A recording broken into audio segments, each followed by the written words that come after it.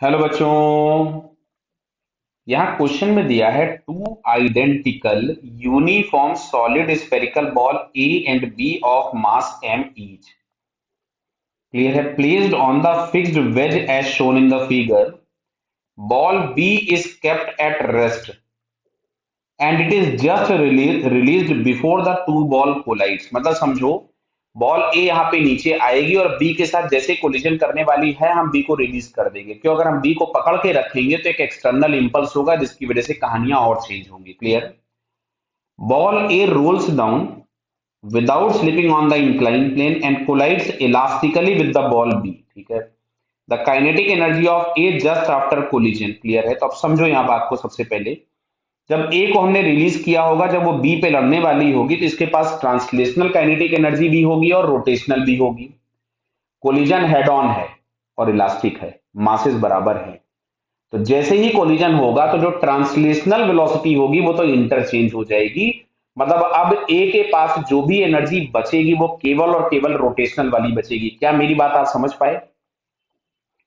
यहां से सबसे पहले तो वो h/2 नीचे आएगा। जब ये h/2 नीचे आएगा तो इसके पास जो पोटेंशियल एनर्जी होगी वो दो काइनेटिक एनर्जी में कन्वर्ट होगी, ट्रांसलेशनल प्लस रोटेशनल। जिसमें से ट्रांसलेशनल वाली चली जाएगी, ट्रांसफर हो जाएगी बी को, रोटेशन वाली उसके पास बची रहेगी। तो मैं सबसे पहले यहाँ पे कंजर्वेशन ऑफ एनर्जी लगाता हूं। तो इनिशियल एनर्जी मिलेगी mgh/2। क्यों?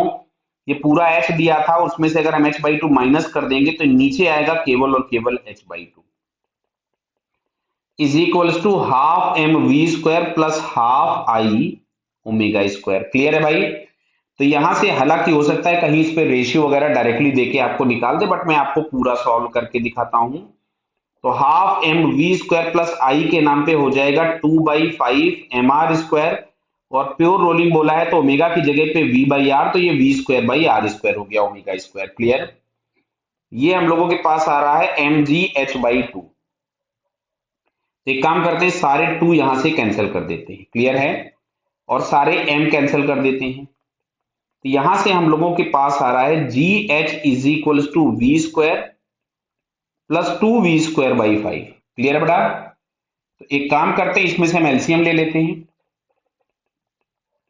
तो 7v²/5 is equal to G H. V square. Clear? तो देखो वी स्क्वायर मिल गया। अब यहां से समझो बात को। अब एक तो बच्चा वी निकालेगा, सारी कहानी करेगा, लेकिन हम लोग यहां क्या करते हैं कि ट्रांसफर कितना हो रहा है? तो जो translational kinetic energy, translational kinetic energy transfer हो गई, मतलब हाफ एम वी स्क्वायर चला गया। तो जो भी हमारे पास पहले से था जो कि इतना था, इसमें से अगर हम हाफ एम वी स्क्वायर हटा देंगे तो बची हुई एनर्जी मिल जाएगी। क्या समझ रहे हैं बात को आप? ट्रांसलेशन प्लस रोटेशन थी, ट्रांसलेशन वाली चली गई। तो पहले मैं यहां से हाफ एम वी स्क्वायर निकाल लेता हूं, तो 1/2 mv²। तो वी स्क्वायर अपने पास आ रहा था 5gh/7। ये चला गया, इतना पार्ट चला गया। तो अब जो रिमेनिंग एनर्जी होगी वो आपके पास इनिशियल एनर्जी थी mgh/2, इसमें से हम इसको माइनस कर देते हैं। तो यार 5 mgh/14। तो इसमें से अगर हम 14 एलसीएम ले लें तो यहां से मिलेगा 7। समझ में आ रहा है आपको? 7 mgh माइनस 5 mgh। तो 7 - 5 मिलेगा 2, 2/14 कर दीजिएगा। तो mgh/7 एनर्जी हमारे पास बची रहेगी। क्या बेटा समझ में आई बात? कि हाफ एम वी स्क्वायर जो होगा, ट्रांसलेशनल एनर्जी वो ट्रांसफर हो गई। तो रिमेनिंग हमारे पास क्या होगा? ये जो टोटल एनर्जी थी, इस टोटल में से जो ट्रांसफर हो रही थी उसको माइनस कर दिया तो रिमेनिंग बचा है mgh/7, जो कि हम लोगों को यहाँ पे फर्स्ट ऑप्शन में दिया है। क्लियर? सो इस first answer is correct. Clear बेटा? Okay, all the best.